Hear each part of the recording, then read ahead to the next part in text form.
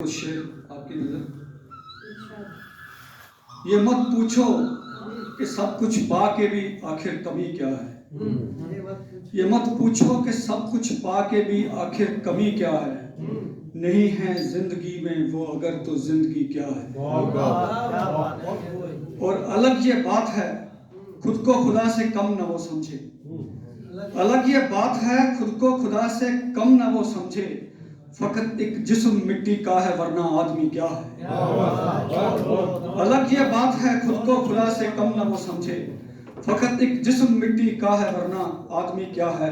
और अंधेरों की सियासत ने बदल डाले हैं सब मंजर।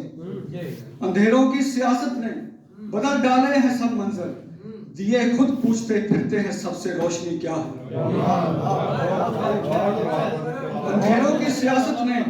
अंधेरों की सियासत ने बदल डाले हैं सब मंजर। दिए खुद पूछते फिरते हैं सबसे रोशनी क्या है। और ये सारे मशवरे छोड़ो मुझे ये बात बतलाओ। ये सारे मशवरे छोड़ो मुझे ये बात बतलाओ।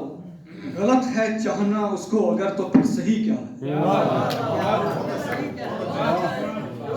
ये सारे मशवरे छोड़ो मुझे ये बात बतलाओ। गलत है चाहना उसको अगर तो फिर सही क्या है। और मख्तार कर रहा हूँ कि अलिफ बे तक ना कोई शायरी की जिस जगह समझे। अलिफ बे तक ना कोई शायरी की जिस जगह समझे। तो उस महफिल में फिर आकर जरूरत शौक की क्या है। अलिफ बे तक ना कोई शायरी की जिस जगह समझे। तो उस महफिल में फिर आकर जरूरत शौक की क्या है। ये मत पूछो कि सब कुछ पा के भी आखिर कमी क्या है। नहीं है जिंदगी में वो अगर तो जिंदगी क्या नहीं है वो जिंदगी में तो फिर जिंदगी क्या है। बहुत खूब परमिंदर अशोक जी वाकई रंग बन दिता है। तो ਤੁਹਾਡਾ बहुत बहुत धन्यवाद ਤੁਸੀਂ ਅੱਜ ਦੀ ਮਹਿਫਿਲ 'ਚ ਸ਼ਿਰਕਤ ਕੀਤੀ। मैं ਹੁਣ ਗੁਜ਼ਾਰਿਸ਼ ਕਰਾਂਗੀ ਸੁਰਿੰਦਰ ਕੌਰ ਬਾੜਾ ਜੀ ਹੁਣ ਅੱਗੇ ਬਹੁਤ ਵਧੀਆ ਗੀਤਕਾਰ ਹਨ ਔਰ ਬਹੁਤ ਵਧੀਆ ਗਾਉਂਦੇ ਵੀ ਹਨ। ਅੱਜ ਇਹਨਾਂ ਦੀ ਸੁੰਦਰ ਆਵਾਜ਼ ਸੁਣਦੇ ਆ ਔਰ ਬਿਨਾਂ ਭੂਮਿਕਾ ਤੋਂ ਇੱਕ ਗੀਤ ਮੈਡਮ ਸੁਰਿੰਦਰ ਕੌਰ ਬਾੜਾ ਜੀ।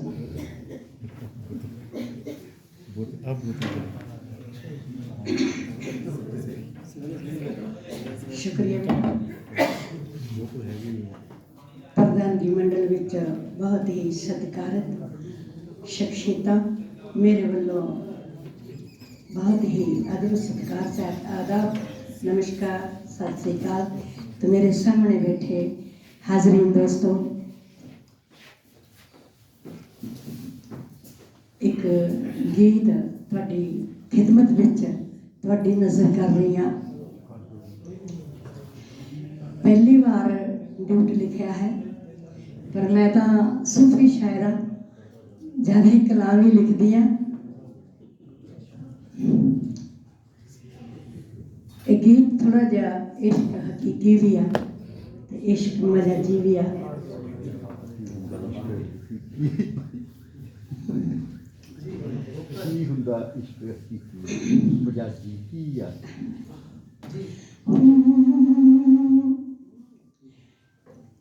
सोए कपड़े विच लपेटी नी सोए कपड़े विच लपेटी नी मैनू जापे हीर सलेटी नी। सोए कपड़े विच लपेटी नी मैनू जापे हीर सलेटी नी। सोए कपड़े विच लपेटी नी मैनू जापे हीर सलेटी नी। और साडे दिल दी पेटी नी डंग सीने दे विच मारे। और साडे दिल दी पेटी नी डंग सीने दे विच मारे। अज सईदा ले चलिया अज सईदा ले चलिया नी तैनू हण दिए मुटियारे। अज सईदा ले चलिया नी तैनू हण दिए मुटियारे। 12 साल रिहा बन पाली वे 12 साल रिहा बन पाली वे तू सिंचिया बाग बन माली वे 12 साल रिहा बन पाली वे तू सिंचिया बाग बन माली वे अज मुड़ चलिया हथ खाली वे साडे दिल नाल दिल वटा के कदों गेड़ा मारेगा कदों गेड़ा मारेगा रांझना दर पे अलख जगा के ओ कदों गेड़ा मारेगा रांझना दर पे अलख जगा के ना खेड़ मैनू पाउंदे वे ना खेड़ मैनू पाउंदे वे मेरे दिल ते तीर चलाउंदे वे ना खेड़ मैनू पाउंदे वे मेरे दिल ते तीर चलाउंदे वे और सारी रात जगाउंदे वे मेरे सुपनियां दे विच आके कदों गेड़ा मारेगा कदों गेड़ा मारेगा रांझना दर ते अलख जगा के कदों गेड़ा मारेगा रांझना दर ते अलख जगा के मैं छड्डे तख्त हज़ारां नी मैं छड्डे तख्त हज़ारां नी अज फिरदे मारा मारा नी और छड्ड के तख्त हज़ारां नी अज फिरदे मारा मारा नी मैं छड्ड के तख्त हज़ारां नी अज फिरदे मारा मारा नी और रोंदा दिल मुचारा नी तेरे बाबल कीते कारे अज सैदा ले चलिया अज सैदा ले चलिया नी तैनू हण दिए मुटियारे अज सैदा ले चलिया नी तैनू हिक नाल ला मुटियारे केड़े लै गए डोली पाके नी केड़े लै गए डोली पाके नी है मेरी जिंद मका के नी केड़े लै गए डोली पाके नी है मेरी जिंद मका के नी ओके हाँ चंद चढ़ा के नी सुंदर जीवती दे सहारे अज सैदा ले चलिया अज सैदा ले चलिया नी तैनू हण दिए मुटियारे अज सैदा ले चलिया नी तैनू हण दिए मुटियारे सूहे कपड़े विच लपेटी नी सूहे कपड़े विच लपेटी नी मैनू जापे हीर सलेटी नी सूहे कपड़े विच लपेटी नी मैनू जापे हीर सलेटी नी और साडे दिल दी पेटी नी डंग सीने दे विच मारे अज सैदा ले चलिया अज सैदा ले चलिया नी तैनू हण दिए मुटियारे अज सैदा ले चलिया नी तैनू हण दिए मुटियारे है हण दिए मुटियारे धन्यवाद जी बहुत शुक्रिया तुसीं सुन रहे सी सुरिंदर बाड़ा मैम नूं हुण मैं गुजारिश करांगी जगजीत साहनी जी हुणां की कि वो मंच ते आउणगे और अपनी रचना सांझी करनगे कृपा करके लंबी टिप्पणी करन तो गुरेज करना 2 ਤੋਂ 3 मिनट विच अपनी रचना तुसीं कहनी है इस मंच नाल सांझी करनी है जी शुक्रिया जगजीत साहनी जी मानयोग प्रधानगी मंडल ਅਤੇ ਮੇਰੇ ਪਿਆਰੇ ਸਾਥੀਓ ਮੇਰੀ ਛੋਟੀ ਜਿਹੀ ਟਿੱਪਣੀ ਹੈ ਜਾਂ ਆਪਣੇ ਸੁਝਾਅ ਹਨ ਪੰਜਾਬੀ ਭਾਸ਼ਾ ਬਾਰੇ ਪੰਜਾਬੀ ਇੱਕ ਆਜ਼ਾਦ ਅਤੇ ਸੁਤੰਤਰ ਭਾਸ਼ਾ ਹੈ ਇਹ ਕਿਸੇ ਦੇ ਅਧੀਨ ਨਹੀਂ ਹੈ ਇਸ ਦੀ ਆਪਣੀ ਸ਼ਬਦਾਵਲੀ ਹੈ ਇਹਦੇ ਆਪਣੀ ਵਿਆਕਰਣ ਹੈ ਇਸ ਦੇ ਆਪਣੇ ਸ਼ਬਦ ਹਨ ਪੰਜਾਬੀ ਨੂੰ ਕਿਸੇ ਵੀ ਭਾਸ਼ਾ ਤੋਂ ਸ਼ਬਦ ਉਧਾਰੇ ਲੈਣ ਦੀ ਜ਼ਰੂਰਤ ਨਹੀਂ ਹੈ ਮੰਚ ਉੱਤੇ ਬੋਲੀ ਜਾਣ ਵਾਲੀ ਸ਼ਬਦਾਵਲੀ ਢੁਕਵੀਂ ਹੋਣੀ ਚਾਹੀਦੀ ਹੈ। ਬੁੱਕੇ ਦੇ ਕੇ ਸਨਮਾਨਿਤ ਕਰਨਾ ਪੰਜਾਬੀ ਦਾ ਨਹੀਂ ਹੈ। ਇਸ ਦੇ ਹੋਰ ਵੀ ਅੱਖਰ ਹੋ ਸਕਦੇ ਹਨ ਕਿ ਗੁਲਦਸਤਾ ਦੇ ਕੇ ਮਾਣ ਬਖਸ਼ਾਂਗੇ, ਗੁਲਦਸਤਾ ਦੇ ਕੇ ਆਦਰ ਦੇਵਾਂਗੇ, ਗੁਲਦਸਤਾ ਦੇ ਕੇ ਹੋਰ ਵੀ ਕਈ ਟੁਕੜੇ ਹੋ ਸਕਦੇ ਹਨ। ਅੱਗੇ ਕਈ ਅੱਖਰ ਹਨ ਜਿਹੜੇ ਠੀਕ ਕਰਨ ਵਾਲੇ ਹਨ, ਜਿਵੇਂ ਸਟੇਜੀ ਕਵੀ ਸਾਡਾ ਅੱਖਰ ਨਹੀਂ ਹੈ, ਵਿਸ਼ੇਸ਼ ਮਹਿਮਾਨ ਵੀ ਸਾਡਾ ਨਹੀਂ ਹੈ, ਵਿਸ਼ੇਸ਼ ਵੀ ਹਿੰਦੀ ਨਾਲ ਹੈ। ਇਹਦੀ ਜਗ੍ਹਾ ਕੁਝ ਹੋਰ ਵੀ ਹੋ ਸਕਦੇ ਹਨ। ਮੁੱਖ ਪ੍ਰਾਹੁਣੇ ਹੋ ਸਕਦੇ ਹਨ, ਸਤਿਕਾਰਯੋਗ ਪ੍ਰਾਹੁਣੇ ਵੀ ਹੋ ਸਕਦੇ ਹਨ, ਆਦਰਯੋਗ ਵੀ। ਤੁਸੀਂ ਮੇਰੇ ਤੋਂ ਵੀ ਸਿਆਣੇ ਬੈਠੇ ਹੋ, ਵਿਦਵਾਨ ਹੋ, ਉਮਰ ਵੀ ਵੱਡੇ ਹੋ, ਤੁਸੀਂ ਵੀ ਕੋਈ ਢੁਕਵੇਂ ਅੱਖਰ ਕਰ ਸਕਦੇ ਹੋ। ਪੰਜਾਬੀ ਸਾਹਿਤ ਸਭਾ ਆਪ ਹੀ ਖੋਜ ਕੇਂਦਰ ਹੈ। ਇਸ ਨੂੰ ਕਿਸੇ ਦੀ ਇਜਾਜ਼ਤ ਲੈਣ ਦੀ ਵੀ ਜ਼ਰੂਰਤ ਨਹੀਂ ਕਿ ਅਸੀਂ ਕਿਸੇ ਯੂਨੀਵਰਸਿਟੀ ਤੋਂ ਲਈਏ ਕਿ ਅਸੀਂ ਜੋ ਸੁਧਾਰ ਕਰਨਾ ਚਾਹੁੰਦੇ। ਅੱਗੇ ਪੇਪਰ ਵਕਤਾ ਵੀ ਸਾਡਾ ਅੱਖਰ ਨਹੀਂ, ਪੇਪਰ ਅੰਗਰੇਜ਼ੀ ਦਾ ਅੱਖਰ ਹੈ। ਕਾਗਜ਼ ਕਰਤਾ ਕਰਾਂਗੇ ਉਹ ਸ਼ਬਦ ਬੋਲੋ, ਸ਼ਬਦ ਬੋਲੋ। ਕਿਤਾਬ ਉੱਤੇ ਸੰਖੇਪ ਜਾਣਕਾਰੀ ਦਿੱਤੀ ਜਾਏਗੀ, ਇਹ ਵੀ ਹੋ ਸਕਦਾ ਹੈ। ਕਿਤਾਬ ਦੇ ਮੁੱਖ ਤੱਥਾਂ ਉੱਤੇ ਚਾਨਣ ਪਾਇਆ ਜਾਏਗਾ, ਇਹ ਵੀ ਹੋ ਸਕਦਾ ਹੈ। ਚਾਨਣ ਕਰਤਾ ਵੀ ਹੋ ਸਕਦਾ ਹੈ ਤੇ ਪ੍ਰਕਾਸ਼ ਕਰਤਾ। ਇੰਨੀ ਛੋਟੀ ਜਿਹੀ ਟਿੱਪਣੀ ਹੈ। ਜੇ ਇਜਾਜ਼ਤ ਹੋਏ ਤਾਂ ਛੋਟੀ ਜਿਹੀ ਕਵਿਤਾ ਮੈਂ ਕਹਿ। ਇੱਕ ਅਸੀਂ ਜੋ ਇਹ ਗੁਲਾਬ ਦਿੰਦੇ ਹਾਂ, ਇਹ ਜੋ ਇਹ ਗੁਲਾਬ ਤੋੜਦੇ ਹਾਂ, ਇਸ ਤੇ ਮੇਰੀ ਕਵਿਤਾ।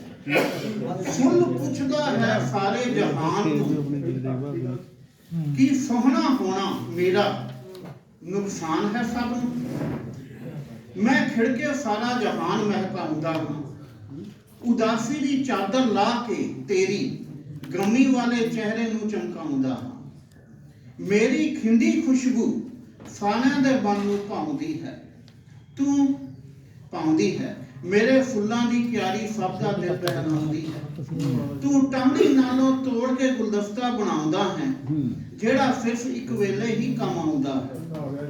ਜੇ ਮੈਂ ਰਾਹਾਂ ਬਾਗ ਵਿੱਚ ਖਿੜਿਆ ਤਾਂ ਸਾਰਿਆਂ ਦਾ ਹੀ ਮਨ ਬਹਿਲਾਉਂਦਾ ਹਾਂ, ਸਾਰੀ ਰੁੱਤ ਤੇਰੇ ਹੀ ਕੰਮ ਆਉਂਦਾ ਹਾਂ। ਮੇਰੇ ਤੇ ਪਹਿਲਾ ਹੱਕ ਹੈ ਕੁਦਰਤ ਦਾ, ਉਹਨਾਂ ਸ਼ਹਿਦ ਦੀਆਂ ਮੱਖੀਆਂ ਦਾ, ਜਿਹੜਾ ਕਣ ਕਣ ਮੇਰੇ ਪਰਾਗ ਦਾ ਚੁਣ ਕੇ ਆਪਣਾ ਛੱਤਾ ਸਜਾਉਂਦੀਆਂ ਹਨ। ਅਤੇ ਇਹ ਸਵਾਰਥੀ ਮਨੁੱਖ ਦੁੱਖ ਦੀ ਘੜੀ ਵਿੱਚ ਤੇਰੇ ਹੀ ਕੰਮ ਆਉਂਦੀਆਂ ਹਨ। ਅਤੇ ਇਹ ਤੈਨੂੰ ਸਿਹਤਮੰਦ ਬਣਾਉਂਦੀਆਂ ਹਨ, ਕਿਉਂਕਿ ਸ਼ਹਿਦ ਜਿਹੜਾ ਸਭ ਤੋਂ ਵੱਡੀਆ ਪ੍ਰੈਜ਼ਰਵੇਟਿਵ ਹੈ, ਕਦੀ ਖਰਾਬ ਨਹੀਂ ਹੁੰਦਾ, ਇਹਨੂੰ ਕਦੀ ਉੱਲੀ ਨਹੀਂ ਹੁੰਦੀ। ਇਹ ਮਨੁੱਖ ਤੂੰ ਸਵਾਰਥੀ ਨਾ ਬਣ, ਤੂੰ ਮੈਨੂੰ ਉਸ ਵੇਲੇ ਤੋੜ ਜਦੋਂ ਸਿਰਜਣਹਾਰ ਪਰਮਾਤਮਾ ਅੱਗੇ ਸਿਰ ਝੁਕਾਉਣਾ ਹੋਵੇ। ਧੰਨਵਾਦ ਜੀ, ਬਹੁਤ ਸ਼ੁਕਰੀਆ। ਮੈਡਮ ਅਰਵਿੰਦਰ ਕੌਰ ਕਾਕੜਾ ਜੀ ਪਹੁੰਚੇ ਨੇ, ਬਹੁਤ ਬਹੁਤ ਸਵਾਗਤ ਕਰਦੇ ਹਾਂ।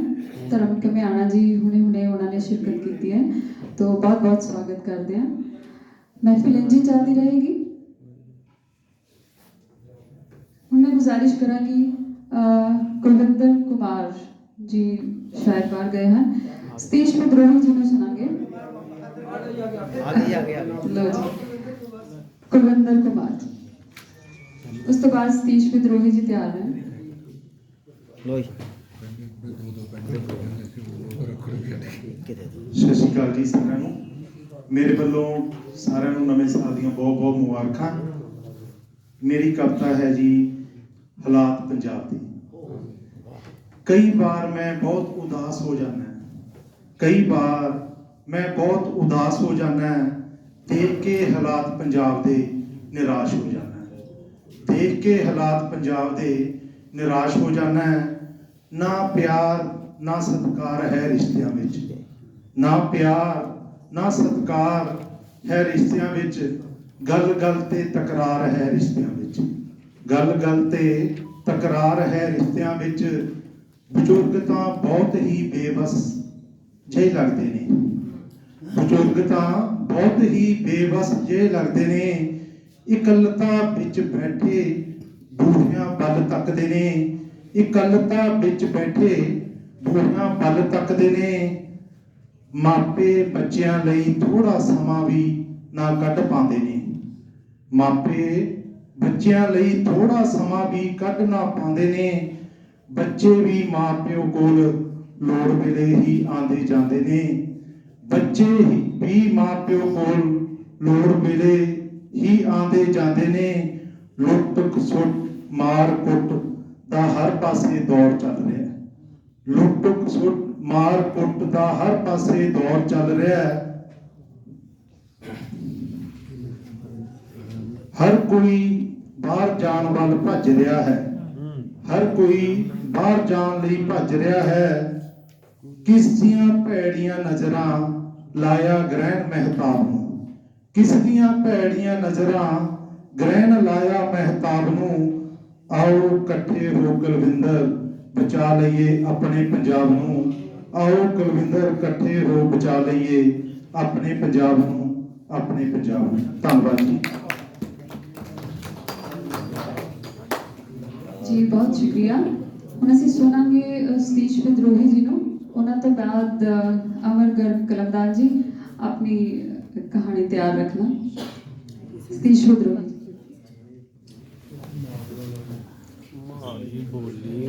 मारी बोली बड़ी स्वाद, मारा दुआ देश स्वाद, और मारी बोली मारा लहजा जमियो करावा बहजा। एक साल पुरानी 82 जी कविता ताजी हो जून पिछली जनवरी की है।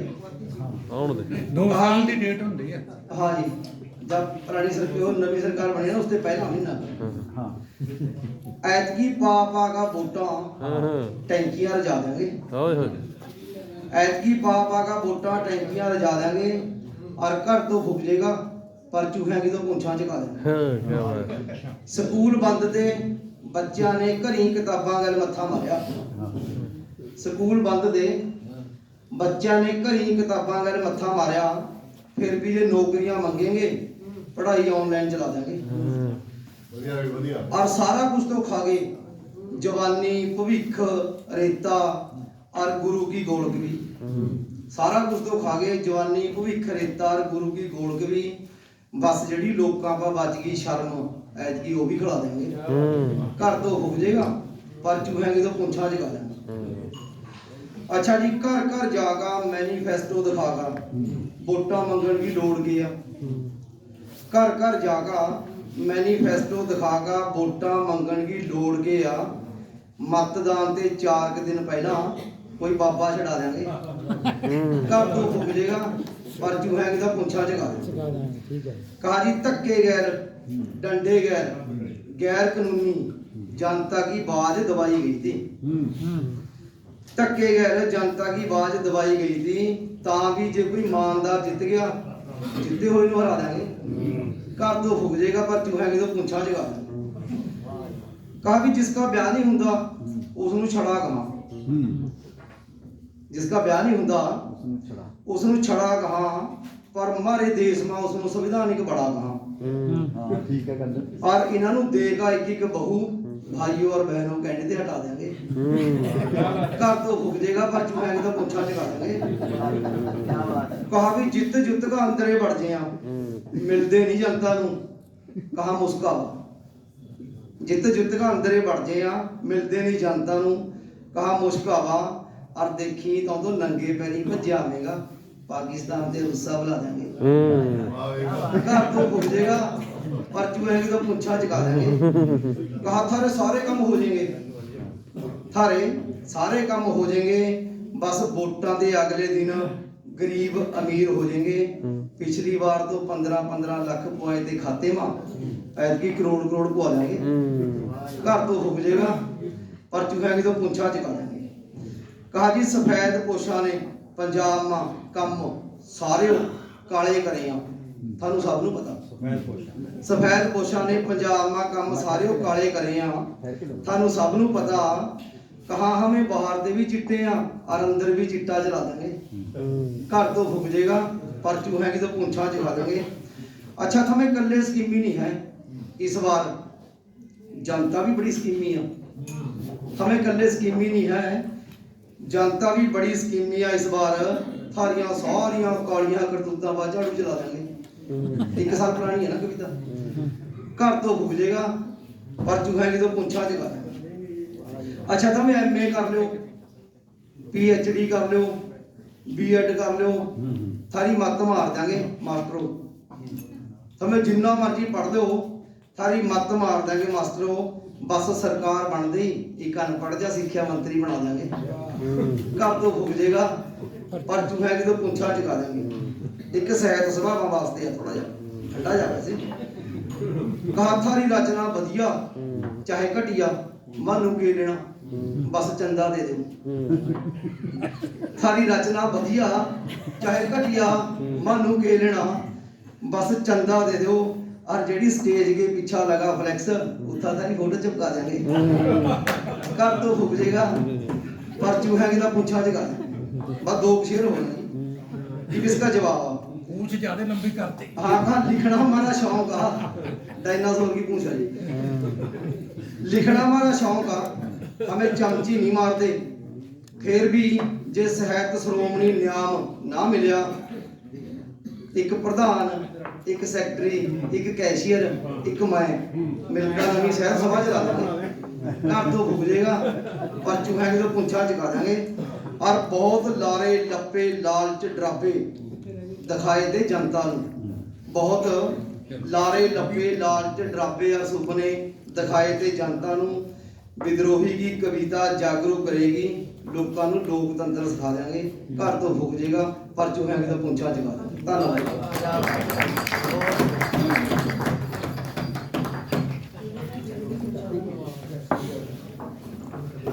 जी कलमदान जी बिल्कुल तैयार खड़े ने अपनी कहानी सुनाने नूं, फटाफट आ गए ने मंच ते। हाँ जी कलमदान जी, ये कहानी बड़ी अज पंजाब नूं लोड़ आ। तीजी अख दा सवेरा प्रेमलता प्रिंस उन्हां वल्लों लिखी गई है। कहानी है जी नामदान।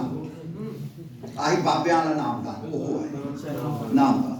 रमनदीप सिंह घर विच जिस नूं लाड़ नाल रमनी कहा जांदा सी, 12वीं दे इम्तिहान दे के विहला हो गया सी।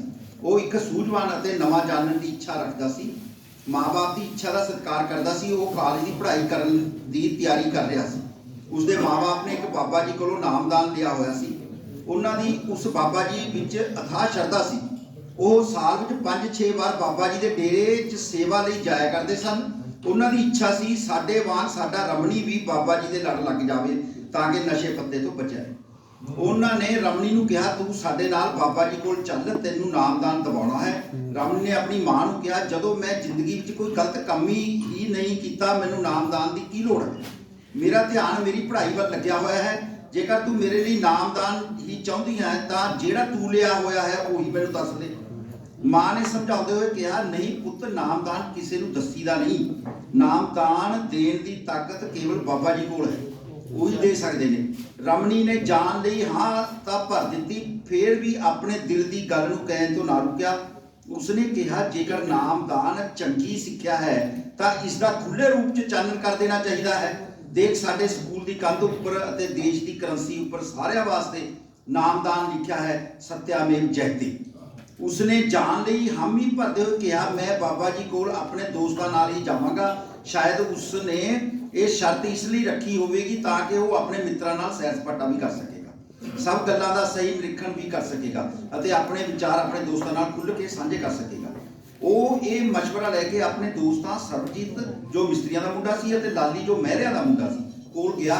नामदान दवाउण लई उन्हां दे घर दे भी झट सहमत हो गए। तिन्ना मुंडियां दियां मावां ने आलूआं वाले परौंठे नाल बन्न दिते। तिन्नों जने सवेरे 5 वजे स्टेशन ते आ गए। रमणी नूं ये यात्रा एक टूर वांग जाप रही सी। शाम के 4 बजे वो डेरे के गेट उपर तलाशी देने तो बाद अंदर दाखिल हो गए। रमणी दियां बारखू अखां ने अपना काम करना शुरू कर दिता। वो बहुत हैरान सी जदों उसने देखा डेरे विच लम्मे कद दियां विआउण वालियां उम्र दियां इक्को जिहियां बहुत सारियां वर्दीधारी कुड़ियां फिरदियां। तीनों जने 2 घंटे के करीब डेरे विच घूमते रहे। इशनान करन तो बाद लंगर वाल चले गए। लंगर छकन तो बाद तिन्हां ने खुले आसमान के थल्ले डेरा जमा लिया। रमणी अपने दोस्तां नाल गल कर रहा सी अते उन्हां तों पुछ रहा सी इन्नियां सोहणियां अते लंमियां कुड़ियां जिन्हां दी गिनती हुण उसनूं 400 के करीब जाप रही सी, कि वो अपने माँ बाप को छड्ड के इत्थे आ गईयां? उन्हां नूं अगे पढ़ना चाहिए सी। वो बहुत छेती पुलिस च भर्ती हो सकदियां सन। वो अपने कद का फायदा उठा के बास्केटबॉल वालीबॉल दीयां टीमां 'च भर्ती हो सकदियां सन। फिर उसका दिमाग जमीन वाल चला गया। इन्नी वड्डी जमीन किवें इकट्ठी कीती? इत्थों दे किसान जमीन बेच के किते होर चले गए। कोई जमीन उच्ची है कोई नीवी। दरिया दी जमीन उपर साडे लोकां कोलों ही सेवा दे नाम उपर भरत पवाई जांदे ने। फिर भी सफाई अते अनुशासन नूं देख के बहुत प्रभावित सी। जदों तीनों जने गल्लां कर रहे सन एक वर्दीधारी मटियार उन्हां कोल आई ਅਤੇ ਨੰਬਰ ਲੱਗੀਆਂ 3 ਪਰਚੀਆਂ ਦੇ ਦਿੱਤੀਆਂ। ਸਵੇਰੇ ਨਹਾ ਧੋ ਕੇ 8 ਵਜੇ ਬਾਬਾ ਜੀ ਤੋਂ ਨਾਮਦਾਨ ਲੈਣ ਦਾ ਸਮਾਂ ਦੱਸ ਕੇ ਚਲੀ ਗਈ। ਤਿੰਨੋਂ ਜਣੇ ਜ਼ਿਆਦਾ ਥੱਕੇ ਹੋਣ ਕਰਕੇ ਗੂੜੀ ਨੀਂਦ ਸੌਂ ਗਏ। ਸਵੇਰੇ 3 ਵਜੇ ਦਾ ਸਮਾਂ ਸੀ। ਇੱਕ ਸੇਵਾਦਾਰ ਆਇਆ, ਉਸਨੇ ਉਹਨਾਂ ਨੂੰ ਜਗਾ ਕੇ ਕਿਹਾ ਭਜਨ ਕਰਨ ਦਾ ਸਮਾਂ ਹੋ ਗਿਆ। ਇਹ 3 ਵਜੇ ਉੱਠ ਜਾਂਦੇ ਨੇ, ਹੋ ਗਿਆ, ਉੱਠ ਕੇ ਭਜਨ ਕਰੋ। ਨਾ ਚਾਹੁੰਦੇ ਹੋਏ ਵੀ ਉਹ ਉੱਠ ਗਏ। ਉੱਥੇ ਹੀ ਸਮਾਨ ਰੱਖ ਕੇ ਸਰੀਰਕ ਲੋੜ ਦੇ ਮੁਤਾਬਕ ਤਾਜ਼ੇ ਹੋਣ ਲਈ ਚਲੇ ਗਏ।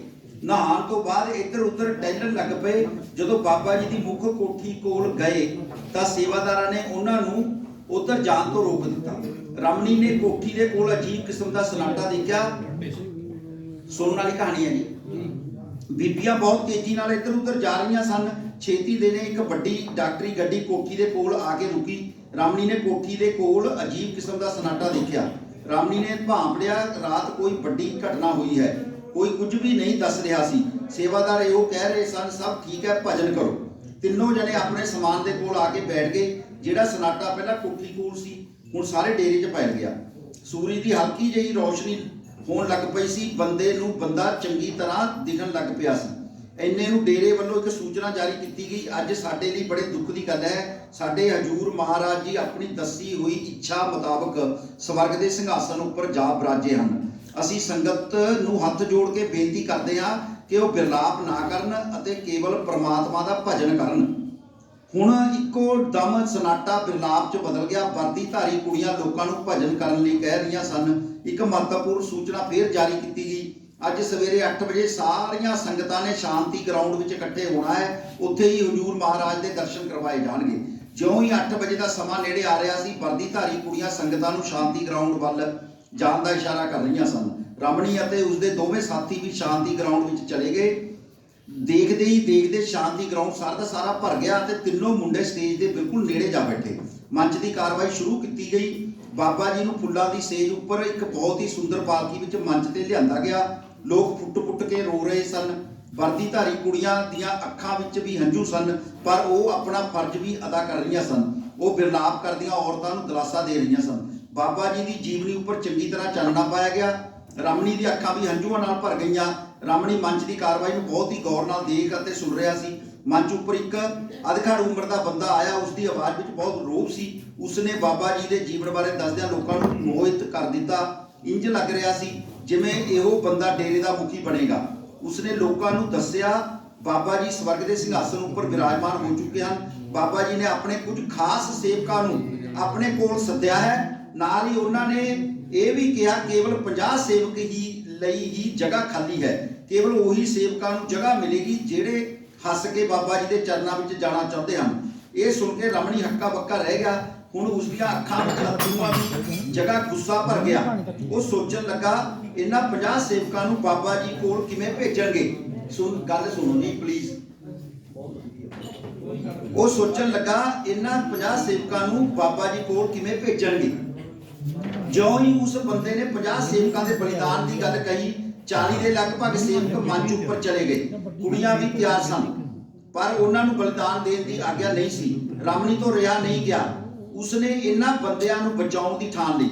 ਰਮਣੀ ਖੜਾ ਹੋ ਗਿਆ। ਉਸਦੇ ਮਿੱਤਰਾਂ ਨੇ ਉਸ ਨੂੰ ਬਿਠਾਉਣ ਦੀ ਬਹੁਤ ਕੋਸ਼ਿਸ਼ ਕੀਤੀ, ਪਰ ਰਮਣੀ ਉਹਨਾਂ ਨੂੰ ਬਚਾਉਣ ਦੀ ਧੁਨ ਵਿੱਚ ਇੰਨਾ ਖੋ ਗਿਆ ਕਿ ਉਸ ਨੂੰ ਆਪਣੀ ਜਾਨ ਦੀ ਪਰਵਾਹ ਵੀ ਨਹੀਂ ਰਹੀ। ਦੇਖਦੀ ਦੇਖਦੇ ਮੰਚ ਉੱਪਰ ਰਮਣੀ ਸਮੇਤ 50 ਬੰਦੇ ਹੋ ਗਏ। ਉਹਨਾਂ ਦੇ ਹਾਰ ਪਾਏ ਗਏ। ਉਹਨਾਂ ਨੂੰ ਸੱਚੇ ਸੇਵਕ ਜਿੰਦਾ ਸ਼ਹੀਦ ਹੋਣ ਦਾ ਮਾਣ ਬਖਸ਼ਿਆ ਗਿਆ। ਬਹੁਤ ਬੰਦਿਆਂ ਨੇ ਉਹਨਾਂ ਦੇ ਪੈਰਾਂ ਨੂੰ ਛੂਹਿਆ। ਉਹਨਾਂ ਦੇ ਵੀ ਬਾਬਾ ਜੀ ਦੇ ਨਾਲ ਜਕਾਰੇ ਛੱਡੇ ਗਏ। ਰਮਣੀ ਨੇ ਇੱਕ ਜਿੰਦਾ ਸ਼ਹੀਦ ਨੂੰ ਹੌਲੀ ਦੇ ਨੇ ਕਿਹਾ, ਓਏ ਆਪਾਂ ਗਲਤ ਕਰ ਰਹੇ ਹਾਂ, ਇੰਜ ਮਰਨਾ ਠੀਕ ਨਹੀਂ। ਰੱਬ ਨੇ ਸਾਨੂੰ ਜ਼ਿੰਦਗੀ ਬਖਸ਼ੀ ਹੈ, ਸਾਨੂੰ ਆਪਣੀ ਜ਼ਿੰਦਗੀ ਦੇਸ਼ ਅਤੇ ਚੰਗੇ ਕੰਮਾਂ ਲਈ ਲਾਉਣੀ ਚਾਹੀਦੀ ਹੈ। ਅੱਗੋਂ ਬੰਦਾ ਬੋਲਿਆ, ਇਸ ਤੋਂ ਚੰਗਾ ਕੰਮ ਕੀ ਹੋਵੇਗਾ, ਅਸੀਂ ਆਪਣੀ ਜ਼ਿੰਦਗੀ ਬਾਬਾ ਜੀ ਨੂੰ ਅਰਪਣ ਕਰ ਰਹੇ ਹਾਂ। ਇੰਨੇ ਨੂੰ 50 ਜਿੰਦਾ ਸ਼ਹੀਦਾਂ ਨੂੰ ਮੰਚ ਤੋਂ ਉਤਾਰ ਕੇ ਜੁਲੂਸ ਦੀ ਸ਼ਕਲ 'ਚ ਇੱਕ ਵੱਡੇ ਹਾਲ ਵਿੱਚ ਲਿਆਂਦਾ ਗਿਆ। ਸਾਰੇ ਬੰਦਿਆਂ ਨੂੰ ਨਹਾਉਣ ਲਈ ਕਿਹਾ ਗਿਆ। ਸਭ ਨੂੰ ਇੱਕੋ ਜਿਹੀ ਵਰਦੀ ਪਵਾਈ ਗਈ। ਹਾਲ ਵਿੱਚ ਬਹੁਤ ਹੀ ਵਧੀਆ ਕਿਸਮ ਦੇ 50 ਬਿਸਤਰੇ ਲੱਗੇ ਹੋਏ ਸਨ। ਹਰ ਇੱਕ ਜਿੰਦਾ ਸ਼ਹੀਦ ਨੂੰ ਇੱਕ ਬਿਸਤਰਾ ਦਿੱਤਾ ਗਿਆ। ਉਧਰ ਰਮਣੀ ਇੱਕ ਨੂੰ ਛੱਡ ਦੂਸਰੇ ਨੂੰ ਕਹਿੰਦਾ ਖੁਦਕਸ਼ੀ ਕਰਨਾ ਸਭ ਤੋਂ ਵੱਡਾ ਪਾਪ ਹੈ। ਸਭ ਨੇ ਇੱਕੋ ਹੀ ਜਵਾਬ ਦਿੱਤਾ, ਅਸੀਂ ਤਾਂ ਆਪਣੀ ਜ਼ਿੰਦਗੀ ਬਾਬਾ ਜੀ ਦੇ ਲੇਖੇ ਲਾ ਚੁੱਕੇ ਹਾਂ। ਰਮਣੀ ਭੱਜਣ ਵਾਲਿਆਂ ਵਿੱਚੋਂ ਨਹੀਂ ਸੀ। ਉਹ ਆਖਰੀ ਵਕਤ ਤੱਕ ਲੜਨਾ ਚਾਹੁੰਦਾ ਸੀ। ਸਾਰੇ ਬੰਦਿਆਂ ਨੂੰ ਬਿਸਤਰਿਆਂ ਉੱਪਰ ਚੌਂਕੜੀ ਮਾਰਨ ਲਈ ਕਿਹਾ ਗਿਆ। ਹੁਣ ਉਹਨਾਂ ਦੇ ਸਾਹਮਣੇ ਉਹੀ ਅਧਕੜ ਉਮਰ ਦਾ ਬੰਦਾ ਭਾਸ਼ਣ ਦੇਣ ਲੱਗ ਪਿਆ। ਉਹ ਹੁਣ ਉਸਨੇ ਜ਼ਿਆਦਾ ਸਮਾਂ 50 ਜਿੰਦਾ ਸ਼ਹੀਦਾਂ ਦੇ ਗੁਣਗਾਨ ਵਿੱਚ ਹੀ ਲਗਾਇਆ। ਉਸਨੇ ਕਿਹਾ ਇਹੋ ਹਾਲ ਵਿੱਚ ਬਾਬਾ ਜੀ ਦੀ ਯਾਦਗਾਰ ਬਣੇਗੀ ਅਤੇ ਤੁਹਾਡੇ ਸਾਰਿਆਂ ਦੇ ਵੱਡੇ ਚਿੱਤਰ ਇਸੇ ਹਾਲ ਵਿੱਚ ਸਜਾਏ ਜਾਣਗੇ। ਤੁਸੀਂ ਸਾਡੇ ਲਈ ਅਤੀ ਪੂਜਨਯੋਗ ਬਣ ਗਏ ਹੋ। ਹੁਣ ਤੁਹਾਨੂੰ ਸਭ ਨੂੰ ਅੰਮ੍ਰਿਤ ਦਾ ਇੱਕ ਇੱਕ ਪਿਆਲਾ ਦਿੱਤਾ ਜਾਵੇਗਾ। ਉਸ ਪਿਆਲੇ ਨੂੰ ਬਾਬਾ ਜੀ ਦਾ ਨਾਮ ਲੈ ਕੇ ਪੀ ਲੈਣਾ ਅਤੇ ਸਿੱਧਾ ਲੰਮੇ ਲੇਟ ਜਾਣਾ ਹੈ। ਸਵਰਗ ਦੇ ਦਰਵਾਜ਼ੇ ਤੁਹਾਡੇ ਲਈ ਖੁੱਲੇ ਹਨ। ਕੁਝ ਸਮੇਂ ਬਾਅਦ ਤੁਸੀਂ ਬਾਬਾ ਜੀ ਦੇ ਪਾਸ ਹੋਵੋਗੇ। ਹੁਣ ਰਮਣੀ ਨੇ ਦੂਸਰਿਆਂ ਦੀ ਚਿੰਤਾ ਛੱਡ ਦਿੱਤੀ ਅਤੇ ਸਾਰਾ ਦਿਮਾਗ ਆਪਣੇ ਬਚਾਅ ਲਈ ਕੇਂਦਰਿਤ ਕਰ ਦਿੱਤਾ। ਸਭ ਦੇ ਹਾਰ ਪਾਏ ਗਏ ਅਤੇ ਇੱਕ ਇੱਕ ਪਿਆਲਾ ਸਭ ਨੂੰ ਦਿੱਤਾ ਗਿਆ। ਸਾਰਾ ਹਾਲ ਨਾਰਿਆਂ ਨਾਲ ਗੂੰਜ ਉੱਠਿਆ। ਸਭ ਨੇ ਗਟ-ਗਟ ਕਰਕੇ ਪਿਆਲੇ ਪੀ ਲਏ। ਰਾਮਣੀ ਨੇ ਅੱਖਾਂ ਬਚਾ ਕੇ ਸਾਰਾ ਪਿਆਲਾ ਆਪਣੀਆਂ ਟੰਗਾਂ ਵਿਚਕਾਰ ਡੋਲ ਦਿੱਤਾ ਤਾਂ ਕਿ ਇੰਜ ਲੱਗੇ ਜਿਵੇਂ ਪਿਸ਼ਾਬ ਨਿਕਲ ਗਿਆ ਹੋਵੇ ਅਤੇ ਖਾਲੀ ਪਿਆਲਾ ਮੂੰਹ ਨੂੰ ਲਗਾ ਲਿਆ। ਫਿਰ ਵੀ ਕੁਝ ਬੂੰਦਾਂ ਮੂੰਹ 'ਚ ਚਲੀਆਂ ਗਈਆਂ। ਇਸ ਨਾਲ ਰਮਣੀ ਪੂਰੀ ਤਰ੍ਹਾਂ ਬੇਹੋਸ਼ ਹੋ ਗਿਆ। ਬਾਬਾ ਜੀ ਦੀ ਮੁੱਖ ਡੋਲੀ ਨਾਲ 50 ਸ਼ਹੀਦਾਂ ਦੀਆਂ ਅਰਥੀਆਂ ਵੀ ਸਜਾਈਆਂ ਗਈਆਂ। ਕਾਫਲਾ ਇੱਕ ਵੱਡੇ ਜਲੂਸ ਦੀ ਸ਼ਕਲ ਵਿੱਚ ਡੇਰੇ ਦੇ ਆਪਣੇ ਸ਼ਮਸ਼ਾਨ ਘਾਟ ਵੱਲ ਤੁਰ ਪਿਆ। ਸਰਬਜੀਤ ਅਤੇ ਲਾਲੀ ਰਮਣੀ ਦੀ ਉਡੀਕ ਕਰ ਰਹੇ ਸਨ। ਜਦੋਂ ਉਹਨਾਂ ਨੇ ਰਮਣੀ ਦੇ ਜੈਕਾਰੇ ਸੁਣੇ ਉਹ ਫੁੱਟ-ਫੁੱਟ ਕੇ ਰੋਣ ਲੱਗ ਪਏ। ਉਹ ਸੋਚ ਰਹੇ ਸਨ ਅਸੀਂ ਪਿੰਡ ਕਿਹੜੇ ਮੂੰਹ ਨਾਲ ਜਾਵਾਂਗੇ, ਰਮਣੀ ਦੀ ਮਾਂ ਨੂੰ ਕੀ ਜਵਾਬ ਦੇਵਾਂਗੇ, ਕੀ ਉਹ ਜਿੱਦਾਂ ਸ਼ਹੀਦ ਦੇ ਸਨਮਾਨ ਨਾਲ ਖੁਸ਼ ਹੋ ਜਾਵੇਗੀ। ਉਹ ਵੀ ਕਾਫਲੇ ਦੇ ਨਾਲ ਤੁਰ ਪਏ। ਪੁਲਿਸ ਦੇ ਜਵਾਨ ਵੀ ਕਾਫਲੇ ਦੇ ਨਾਲ ਤੁਰ ਰਹੇ ਸਨ। ਕਾਫਲਾ ਸ਼ਮਸ਼ਾਨ ਘਾਟ ਵਿੱਚ ਪਹੁੰਚ ਗਿਆ। ਬਾਬਾ ਜੀ ਦੀ ਮੁੱਖ ਚਿਤਾ ਦੇ ਨਾਲ 50 ਚਿਤਾਵਾਂ ਹੋਰ ਲਗਾਈਆਂ ਗਈਆਂ। ਸ਼ਰੀਰਾਂ ਨੂੰ ਲੱਕੜਾਂ ਉੱਪਰ ਟਿਕਾ ਦਿੱਤਾ ਗਿਆ। ਪੁਲਿਸ ਦੇ ਜਵਾਨਾਂ ਨੇ ਸਾਰੀਆਂ ਚਿਤਾਵਾਂ ਨੂੰ ਆਪਣੇ ਘੇਰੇ ਵਿੱਚ ਲੈ ਲਿਆ ਤਾਂ ਕਿ ਕੋਈ ਵਿਰਲਾਪ ਕਰਦਾ ਹੋਇਆ ਚਿਤਾ ਦੇ ਵਿੱਚ ਨਾ ਕੁੱਦ ਪਵੇ। ਉਹ ਹੁਣ ਉਹੀ ਅਧਕੜ ਉਮਰ ਦਾ ਬੰਦਾ ਜਿਸ ਦੇ ਹੱਥ ਵਿੱਚ ਇੱਕ ਛੋਟਾ ਬਾਂਸ ਚੁੱਕਿਆ ਹੋਇਆ ਸੀ। ਬਾਂਸ ਉੱਪਰ ਪਰਾਲੀ ਲਪੇਟੀ ਹੋਈ ਸੀ ਆਇਆ। ਪਰਾਲੀ ਨੂੰ ਅੱਗ ਲਗਾ ਦਿੱਤੀ। ਪਹਿਲਾਂ ਉਹ ਜਿੰਦਾ ਸ਼ਹੀਦਾਂ ਦੀਆਂ ਚਿਤਾਵਾਂ ਨੂੰ ਇੱਕ ਇੱਕ ਕਰਕੇ ਅੱਗ ਲਗਾਉਂਦਾ ਗਿਆ। ਜਿਉਂ ਹੀ ਉਹ ਰਾਮਣੀ ਦੀ ਚਿਤਾ ਪਾਸ ਆਇਆ ਰਾਮਣੀ ਨੂੰ ਹੋਸ਼ ਆ ਗਈ। ਸ਼ਾਇਦ ਦੂਸਰੇ ਚਿਤਾਵਾਂ ਦੇ ਸੇਕ ਨੇ ਅਸਰ ਕਰ ਦਿੱਤਾ ਹੋਵੇ। ਅਧਖੜ ਉਮਰ ਦਾ ਬੰਦਾ ਅੱਗ ਲਗਾਉਣ ਹੀ ਲੱਗਾ ਸੀ। ਰਾਮਣੀ ਨੇ ਲੱਕੜਾਂ ਨੂੰ ਜ਼ੋਰ ਨਾਲ ਉੱਪਰ ਵੱਲ ਧੱਕਾ ਮਾਰਿਆ। ਸਾਰੇ ਲੋਕ ਅੱਕੇ ਬੱਕੇ ਰਹਿ ਗਏ। ਅਧਖੜ ਉਮਰ ਦਾ ਬੰਦਾ ਥੱਲੇ ਡਿੱਗ ਪਿਆ। ਉਸਦੀ ਅੱਖ ਵਿੱਚ ਲੱਕੜ ਦਾ ਇੱਕ ਸਿਰਾ ਲੱਗਿਆ। ਰਮਣੀ ਚਿਤਾ ਤੋਂ ਬਾਹਰ ਆ ਗਿਆ। ਉਹ ਬੋਲ ਰਿਹਾ ਸੀ ਸਤਿਆਮੇਵ ਜਯਤੇ। ਪੁਲਿਸ ਵਾਲਿਆਂ ਨੇ ਰਮਣੀ ਨੂੰ ਆਪਣੇ ਕਬਜ਼ੇ ਵਿੱਚ ਲੈ ਲਿਆ ਅਤੇ ਥਾਣੇ ਵਿੱਚ ਲੈ ਗਏ। ਹੁਣ ਸਰਬਜੀਤ ਅਤੇ ਲਾਲੀ ਦੀਆਂ ਅੱਖਾਂ ਵਿੱਚ ਖੁਸ਼ੀ ਦੇ ਅੱਥਰੂ ਛਲਕ ਰਹੇ ਸਨ। ਉਹ ਵੀ ਥਾਣੇ ਵੱਲ ਚਲੇ ਗਏ। ਧੰਨਵਾਦ।